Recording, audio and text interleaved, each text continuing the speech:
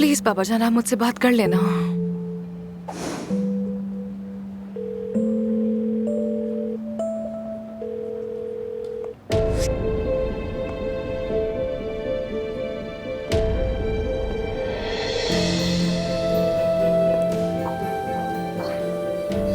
बाबा, बाबा जान, अस्सलाम वालेकुम। आइए ना, बैठ जाए प्लीज।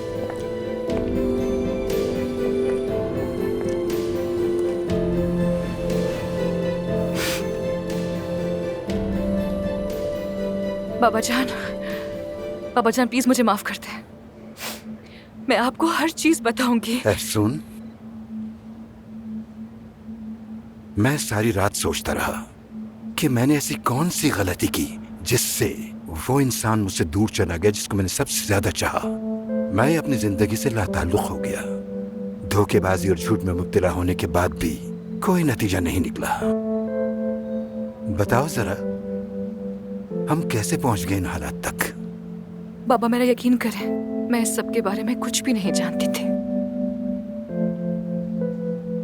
मैं सोचता था कि तुम्हारी माँ के बाद मेरा दिल सख्त हो गया है, मगर ये गलतफहमी भी दूर हो गई मेरी, क्योंकि ये दिल आज भी उतना ही दर्द महसूस करता है जितना पहले करता था। ऐसा मत कहें बाबा, प्लीज ऐसा मत कहें। आप सब कुछ है मेरे लिए। मैंने आपको दुख दिया, तकलीफ दी, प्लीज मुझे माफ कर दीजिए।